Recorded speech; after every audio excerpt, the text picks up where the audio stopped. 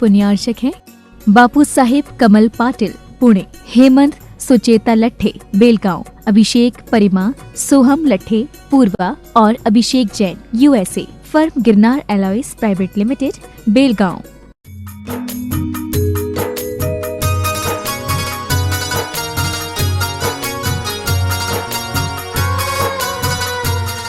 जय बोलो देवादिदेव 1008 श्री भगवान महावीर स्वामी की जय जय जय। अहिंसा परमो धर्म की जय जय जय। परम पूज आचार्य गुरुवर श्री विद्यासागर जी महाराज की जय जय जय। परम पूज्य महामना मुनिराज प्रमासागर जी महाराज की। एक राजा जिसका बेटा बीमार था, उसने देश देशांतरों से वैद्यों को बुलाया। एक वैद्य आया, उसने कहा कि मैं एक ऐसी बूटी लाया हूँ जिसको लेने से कोई भी बीमारी होगी ठीक हो जाएगी, पर इसका एक साइड इफेक्ट है, यदि बीमारी ना हो तो हो जाएगी। दूसरे ने कहा, महाराज मैंने एक ऐसा योग तैयार किया है कि इसका प्रयोग करने से कोई बीमारी हो ठीक हो जाएगी, कोई दूसरी बीमारी नहीं होगी।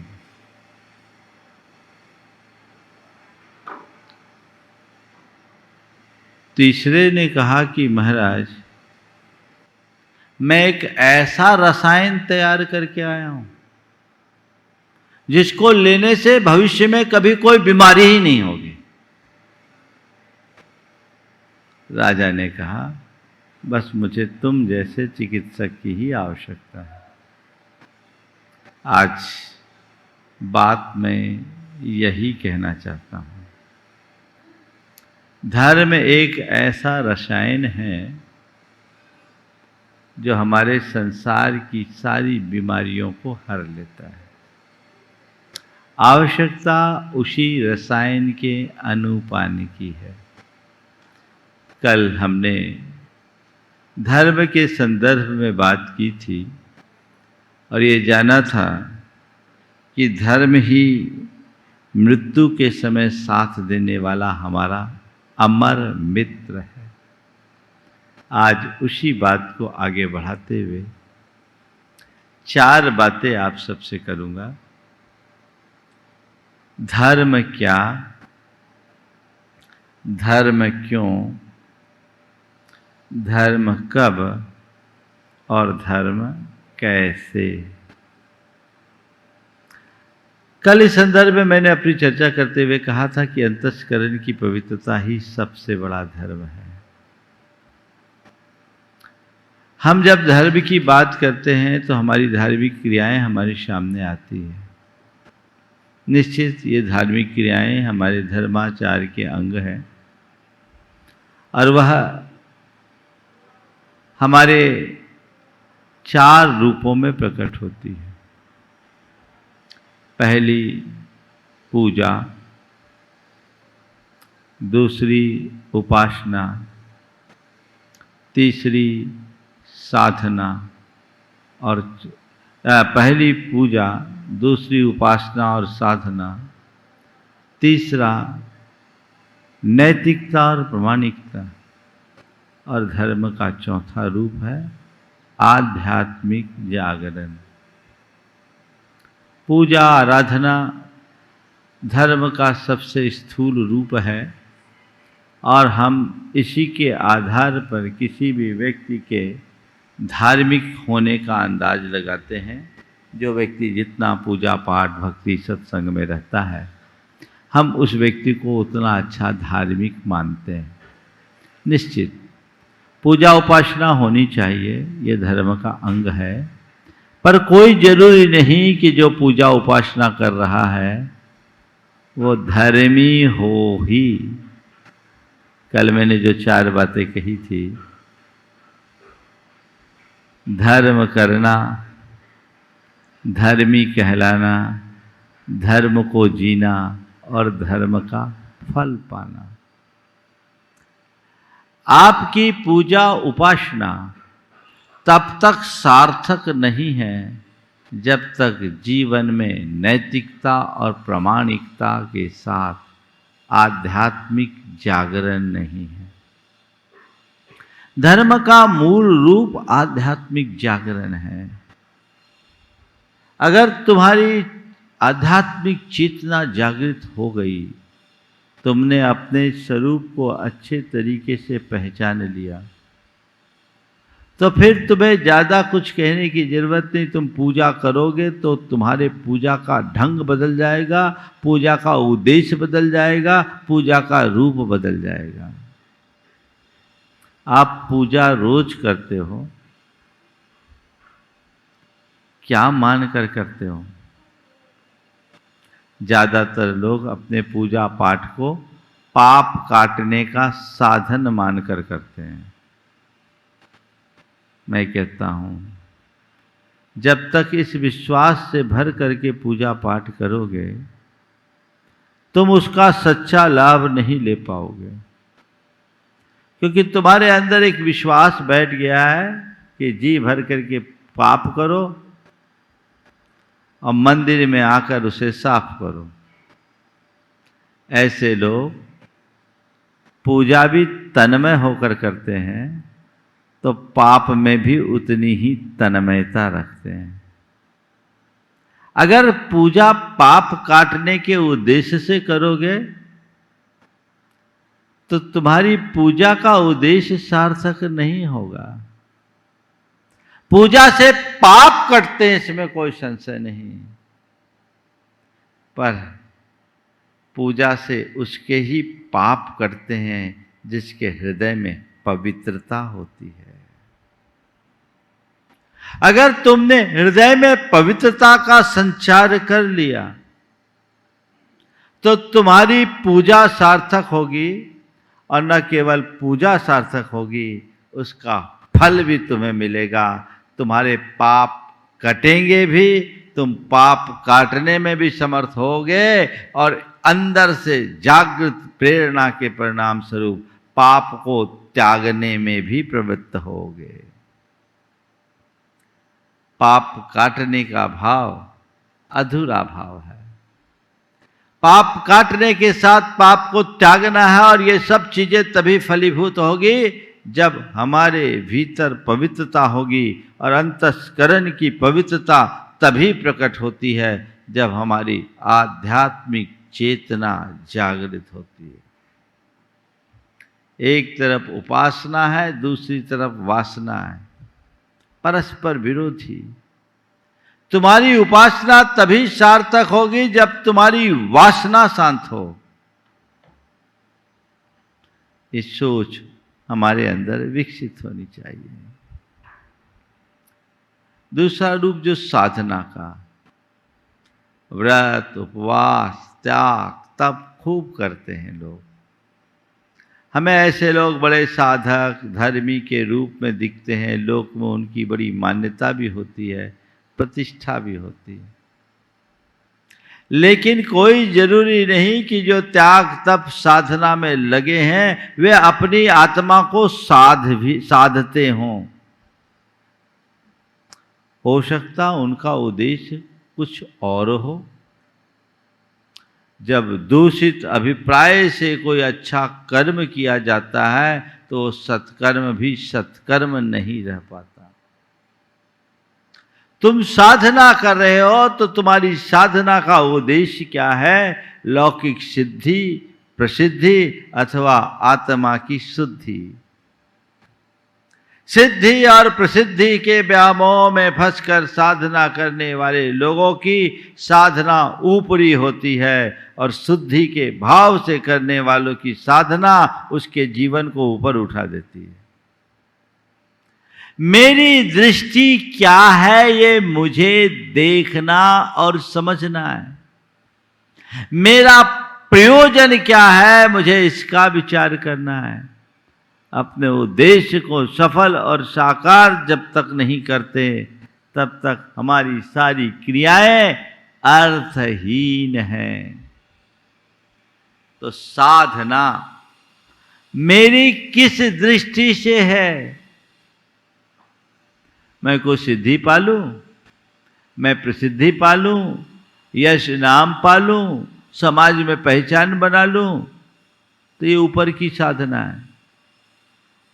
मैं झूठी साधना की बात नहीं कर रहा हूं, मैं सही साधना करने वालों की भी बात कर रहा हूं कि साधना से भी ज्यादा महत्वपूर्ण साधना का उद्देश्य है। तुम किस उद्देश्य से भर करके साधना कर रहे हो? यदि तुम्हारी आध्यात्मिक चेतना जागृत है तब तो तुम्हारी साधना सार्थक है, अन्यथा सब व्यर्थ है। हमारे शास्त्रीय भाषा में कहा जाए तो कहते हैं, सम्यक दर्शन के बिना किया गया तपाचार निरर्थक होता है।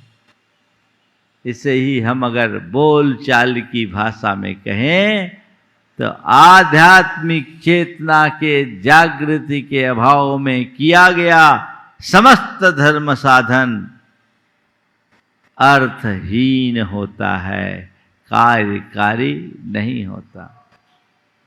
महत्वपूर्ण ये नहीं कि तुम कितना त्याग तप करते हो, महत्वपूर्ण ये भी नहीं कि तुम कितना व्रत उपवास करते हो, महत्वपूर्ण ये भी नहीं कि तुम कहाँ जाकर साधना करते हो। महत्वपूर्ण ये है कि तुम्हारे भीतर क्या घट रहा है, तुम्हारे भीतर क्या घट रहा है। अगर भीतर पवित्रता है तो सब ठीक, अन्यथा सब का सब शब्दाडंबर है, जिसकी कल मैंने चर्चा की थी कि अपना अंतःकरण पवित्र रखो। धर्म का समस्त सार बस एक ही उपदेश में समाया हुआ है और अन्य सब बातें और कुछ नहीं, केवल शब्दाडंबर है। यह आडंबर से अपने आप को बचाए, आध्यात्मिक चेतना को जगाना है। और जब व्यक्ति के अंदर आध्यात्मिकता आती है तो नैतिकता और प्रामाणिकता भी आ ही जाती है। ऐसा व्यक्ति को अनैतिक और अप्रामाणिक कर्म नहीं करता। तो एक धर्मी हुआ है जिसकी आध्यात्मिक चेतना जग गई और जो धर्म के लिए पूजा उपासना भी करता है, साधना भी करता है, और जिसके प्रत्येक प्रवृत्ति में नैतिकता और प्रामाणिकता की झलक दिखती है। आज बहुत सारे धर्मी कहलाने वाले लोग अनीतिपूर्ण कर्म कर लेते हैं, उनके जीवन में कोई प्रामाणिकता के लक्षण नहीं दिखते, झूठ सच का तो कोई हिसाब ही नहीं होता। तो कहाँ के धर्मी? लोक में वो धर्मी कहला रहे हैं पर वो धर्म को जीने का सौभाग्य नहीं पा रहे हैं। सच्चे अर्थों में वो धर्म ही नहीं कर रहे हैं। दिख रहा है कि धर्म कर रहे हैं पर धर्म के नाम पर पूरा आडंबर है। तो ऐसे आध्यात्मिक पवित्रता को जागृत करने का मनोभाव रखते हुए यदि धर्म करेंगे तो सुनिश्चित मान करके चलिए वो आप सबके जीवन के लिए एक विशिष्ट उपलब्धि का रूप धारण करेगा। और यही धर्म हमारी आत्मा की उन्नति का आधार है। सच्चा धर्म। कई बार लोग कहते हैं कि महाराज जी अधर्मी लोग सुखी दिखते हैं और धर्मी लोग दुखी दिखते हैं, और आप लोग धर्म की महिमा बताते हैं, आप कहते हैं धर्म में ही सच्चा सुख है। समझ में नहीं आता। मैं कहूँगा और पुनः दोहराता हूँ कि ये बात 100% सही है कि अधर्मी कभी सुखी नहीं होता और धर्मी कभी दुखी नहीं होता। यदि धर्मी दुखी हो रहा है तो धर्मी ही नहीं है। अधर्मी कभी सुखी नहीं हो सकता और धर्मी कभी दुखी नहीं हो सकता। यदि धर्मी दुखी हो रहा है तो वो धर्मी है ही नहीं। मतलब हाँ, धर्म के मर्म को तो जानो। धर्म का पहला पाठ, होकर सुख में मग्न न फूलूं, दुख में कभी न घबराऊं, इष्ट वियोग अनिष्ट योग में सहनशीलता दिखलाऊं। ये किसकी पुकार है? ये एक धर्मी की पुकार है, जो सुख में फूलता नहीं है, दुख में घबराता नहीं है, जो इष्ट के वियोग और अनिष्ट के संयोग में सहनशीलता रखता है, समता परिणाम रखता है। क्या वो 3 काल में कभी दुखी होगा? बोलो, ऐसे व्यक्ति को धर्मी कहोगे कि नहीं? हाँ, तो यही धर्मी है और ऐसा व्यक्ति कभी दुखी नहीं होता। तो मैं जो कह रहा हूं, धर्मी कभी दुखी नहीं हो सकता, ये कथन सही है कि नहीं? बोलो, दम से तो बोलो, सही है ना? और अधर्मी जिसके अंदर आकुलता व्याकुलता है, जो इष्टानिष्ट संयोग वियोग से प्रभावित होता है, जिसके अंदर अभिमान और दीनता का भाव है, वो क्या कभी सुखी होगा? तो मैं ये कह रहा हूं कि अधर्मी कभी सुखी नहीं हो सकता, धर्मी कभी दुखी नहीं होता। ये कथन सही है कि नहीं? तो इस धर्म के मर्म को समझो और ऐसा धर्म करने का उत्साह जगाओ। इसमें पुण्य भी बढ़ेगा, पाप भी कटेगा।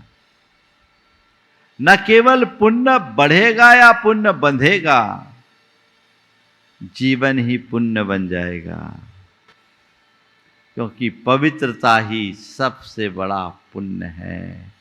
इसलिए मैं अक्सर कहता हूं, पुण्य कमाने के लिए धर्म मत करो, जीवन को पुण्य बनाने के लिए धर्म करो। और उसकी कुंजी आध्यात्मिक दृष्टि। आध्यात्मिकता से ओतप्रोत हो जाओ, तुम्हारे जीवन में सुख ही सुख होगा। अपनी आध्यात्मिक पवित्रता का लक्ष्य रख कर के जो धर्म करते हैं, उनका ही धर्म सार्थक होता है। आप अपने मन से पूछो, धर्म क्यों करते हो? क्यों करते हो धर्म? हाँ?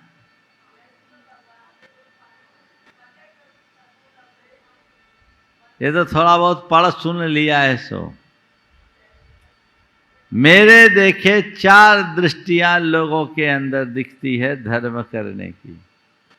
ज्यादातर लोग तो धर्म इसलिए करते हैं कि हमें परंपरागत संस्कार मिला है धर्म करने का, कि धर्म जीवन का श्रेष्ठ माध्यम आलंबन है, धर्म से हमारा कल्याण होता है, इसलिए हमें धर्म करना चाहिए। अपने दिन की शुरुआत धर्म से करना चाहिए। हमें ये संस्कार दिया गया, वो धारणा बन गई, वो मान्यता मिल गई। तो माँ बाप के द्वारा या परंपरागत संस्कार पाकर हमने धर्म करना शुरू कर दिया। अच्छी बात, संस्कार से प्रेरित होकर धर्म करना कोई गलत काम नहीं है। लेकिन मैं धर्म कर रहा हूं, केवल परंपरागत तरीके से कर रहा हूं, तो मेरा धर्म भी पारंपरिक ही होगा, मौलिक नहीं। दूसरे धर्म करेंगे तो दुख शोक चलेगा, कष्ट मिटेंगे, मुसीबतें टल जाएगी, इसलिए धर्म करो। भयवश, लोभवश, इनसे हम धर्म करते हैं और बचपन से यही सिखाया जाता है। एग्जाम आ रहा, बेटा पहले मंदिर जा, पेपर अच्छा जाएगा। रिजल्ट निकलना है तो जाओ मंदिर जाओ तो रिजल्ट अच्छा आएगा, जबकि रिजल्ट तो पहले से तैयार हो चुका है, केवल डिक्लेरेशन होना है। ये हमारे अंदर जगा दी गई भावना। और ऐसे लोग धर्म तभी तक करते हैं जब तक उसका फल उन्हें दिखता है, चीज़ें अनुकूल दिखती है, वो धर्म करते रहते हैं। और जब चीज़ें बदल जाती है तो मन भी बदल जाता है। उनकी धर्म श्रद्धा कब अश्रद्धा में परिवर्तित हो जाए कहा नहीं जाता। तो यह भी धर्म का सही उद्देश्य नहीं है। तीसरा उद्देश्य, धर्म करेंगे तो कुछ पुण्य मिलेगा, कुछ पाप कटेगा। पुण्य का लोभ सबको होता है, पुण्य मिलेगा। और अभी तक आपने जो कुछ भी किया पुण्य के लोभ से ही किया है, पर कितना पुण्य इकट्ठा किया कोई हिसाब है, कोई लेखा जोखा है। पाप से बचने के लिए धर्म किया है, पर कितना पाप से बच पाए हो, कितना पाप को काट पाए हो, कोई लेखा जोखा है क्या? शायद नहीं। ये तो एक परंपरागत विश्वास हमारे मन में जगह जमा हुआ है कि धर्म करने से पुण्य होता है, धर्म करने से पाप कटता है। तो पुण्य हो रहा है या नहीं, पाप कट रहा है या नहीं, इसकी तरफ देखे बिना हम धर्म करने में तत्पर हो गए हैं और 24 घंटे तत्पर रहते हैं। अच्छी बात है, धर्म करने से पुण्य मिलता है, धर्म करने से पाप कटता है, इसमें कोई संशय नहीं। पर तभी जब तुम्हारी आध्यात्मिक चेतना जागृत हो। क्रिया मात्र फलदायी नहीं होती, क्रिया के साथ जब भाव जुड़ता है तब उसका फल मिलता है। जो धर्म धारण करने की चौथी दृष्टि है वो क्या है? आध्यात्मिक पवित्रता, जीवन का रूपांतरण, अपने अंतस्करण की शुद्धि और निर्मलता की अभिव्यक्ति। इस उद्देश्य से अगर तुम धर्म करोगे तो तुम्हारा धर्म सार्थक होगा। तुम्हारा धर्म सार्थक होगा, तुम्हारे संस्कार सही अर्थ में फलीभूत होंगे। और ऐसा धर्म करने वाले की मुसीबतें भले न टले, पर वह चाहे जैसी मुश्किल और कठिन घड़ी क्यों न हो, अपने अंदर स्थिरता बनाए रखने की क्षमता जरूर पाएगा। इसलिए मैं कहता हूँ, इसलिए धर्म मत करो कि धर्म तुम्हारे संकटों को टाल देगा। इसलिए धर्म करो कि धर्म तुम्हें संकटों में संभाल लेगा। संकटों को टालने के लिए धर्म मत करो, संकटों में अपने आप को संभालने के लिए धर्म करो। एक धर्मी जिसे अपनी आत्मा का श्रद्धान है और आत्म श्रद्धान से प्रेरित होकर जो धर्म करता है वो जानता है संसार में जो कुछ भी वो संयोग है, और संयोग में मूल भूमिका कर्मों की और अन्य सामग्रियों की होती है। संयोग बनते हैं, बदलते हैं, इनसे मेरा कोई नाता नहीं। मेरी आत्मा का एक प्रदेश भी इधर से उधर नहीं हो सकता, चाहे संयोग कितने भी उलट पलट क्यों न जाए। मेरी आत्मा का एक प्रदेश भी इधर से उधर नहीं होने वाला। ये आत्मज्ञान जिसके अंदर होता है, ऐसी आध्यात्मिक चेतना जिसके हृदय में प्रकट हो जाती है, वो इन सब स्थितियों में स्थिरता रखना अपना धर्म समझता है और अपने जीवन को संभालता है। तो वो धर्म है। ऐसे धर्म का अनुपालन करे आध्यात्मिकता के साथ, तो हमारा जीवन सफल होगा। जब कभी भी धर्म की बात होती, धर्म की दुहाई दी जाती है, धर्म की महिमा गाई जाती है, ये कहा जाता है धर्म करोगे तभी तुम्हारा कल्याण होगा। और लोग धर्म करना तो शुरू कर देते हैं, पर कल्याण किस में ये नहीं समझ पाते। मरने के बाद मेरा कल्याण होगा, इस ख्याल से धर्म मत करो। आज मुझे अपने जीवन का उत्थान करना है, इस ख्याल से धर्म करो, कल्याण अपने आप होगा। अपने जीवन का उत्थान कब होगा? जब मैं अपने आप को भीतर से बदलूंगा। उत्थान का मतलब क्या? नीचे से ऊपर आना उत्थान है, यानी पतित से पावन बनना उत्थान है। तो मैं अपने आप को नीचे से ऊपर उठाएं, अपने अधोगामी वृत्ति को ऊर्ध्वगामी बनाने की कोशिश करूं, इसी में मेरा उत्थान है और यही मेरा कल्याण है। ये कब होगा? जब मेरे अंतस्करण में आध्यात्मिकता का भाव जुड़ेगा, तो उस आध्यात्मिकता को आत्मसात करे। आज का सूत्र है, केवल धर्म जनित सुख ही वास्तविक सुख है, शेष सब तो पीड़ा और लज्जा मात्र है। केवल धर्म जनित सुख ही वास्तविक सुख है, शेष सब तो लज्जा और पीड़ा और लज्जा मात्र है। ये ऊपर की चीजें जो मेरे मन की कल्पना और धारणा है, जिनमें हम उनमें सुख मानते हैं, कदाचित वो सुख नहीं है। अब मैं आपको बताता हूं, सच्चा और वास्तविक सुख धर्मजन ही क्यों है। एक आदमी जिसके पास खाने को कुछ भी नहीं है, भूखा है, और उसने उपवास कर रखा है, और एक व्यक्ति वह है जिसकी थाली में बहुत सारी चीजें हैं, पर इसके बाद भी बाजू वाले की थाली में अपनी दृष्टि गड़ाए। किसको आप सुखी मानोगे? जिसके पास खाना उपलब्ध नहीं है उसे, जिसके अंदर खाने की इच्छा नहीं है, जो उपवास किया उसे, अथवा थाली में मनोनुरूप एक से एक सामग्री होने के बाद भी बाजू वालों की थाली में नजर गड़ाया उसे? हाँ,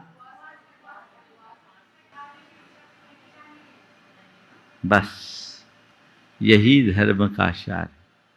धर्म हमारे अंदर संतोष प्रकट करता है, धर्म हमें संयम का पाठ पढ़ाता है।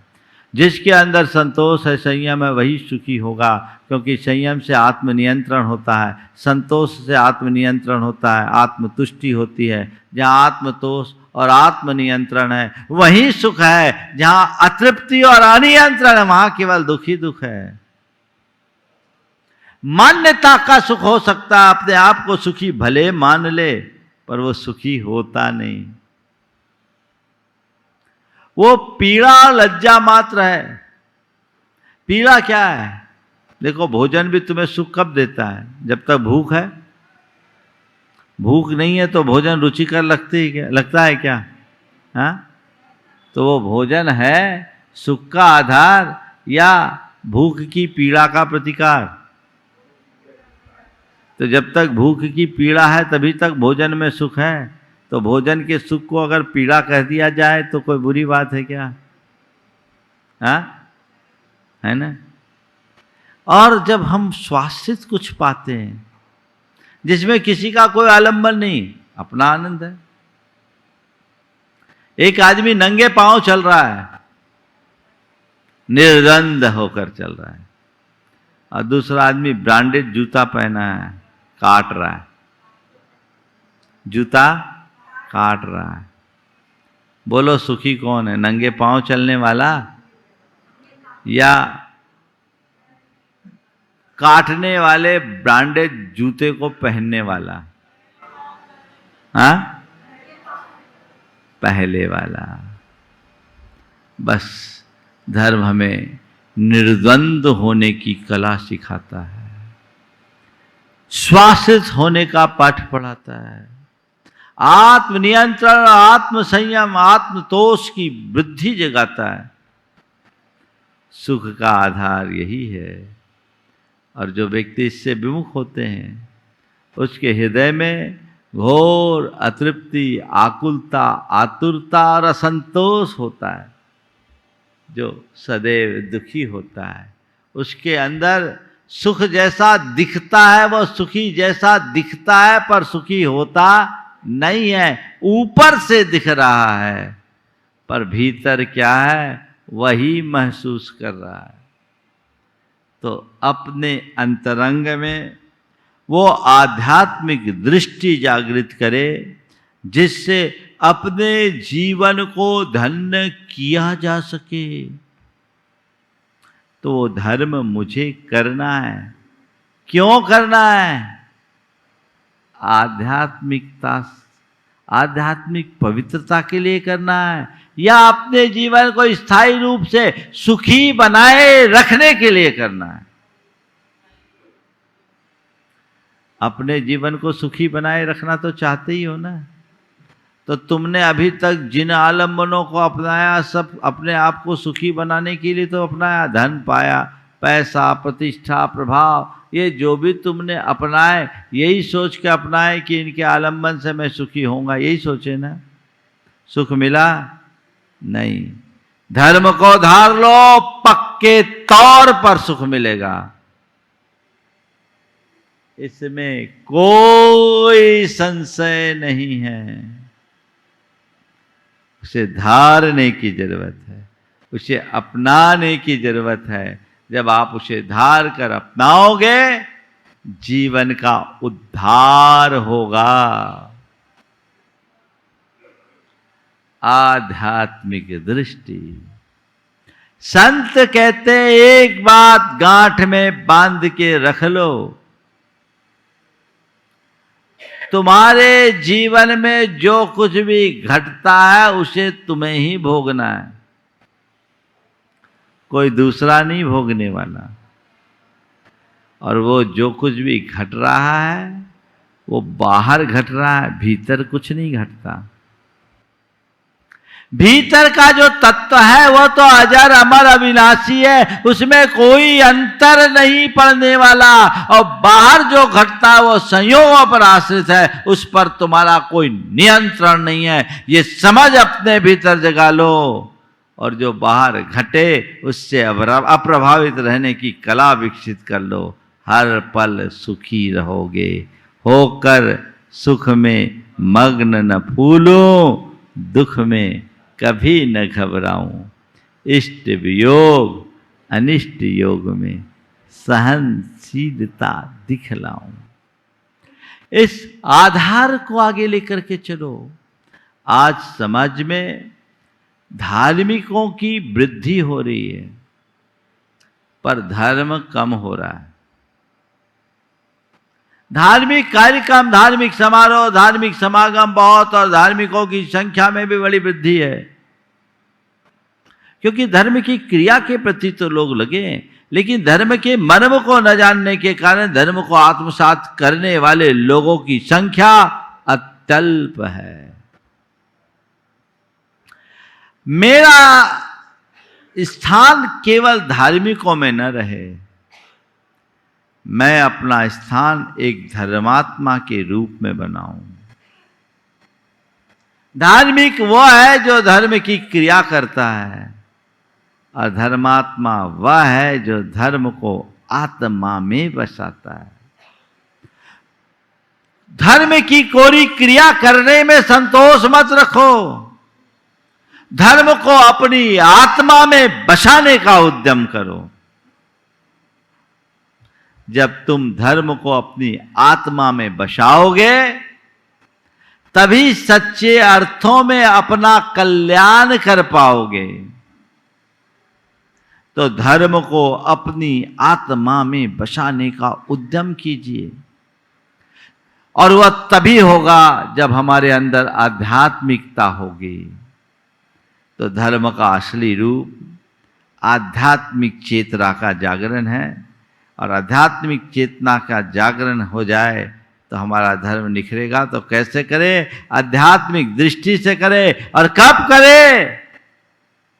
जब समझ में आ जाए तब करे। अपने जीवन के एक एक पल को महा दुर्लभ मान करके अपना धर्म करना शुरू कर दे। और इसके लिए बड़ा मौलिक सूत्र है, यदि तुम एक भी दिन व्यर्थ नष्ट किए बिना समस्त जीवन धर्म करने में बिताते हो, तो तुम आगामी जन्मों का मार्ग बंद किए देते हो। अभी अगर तुम एक भी क्षण नष्ट किए बिना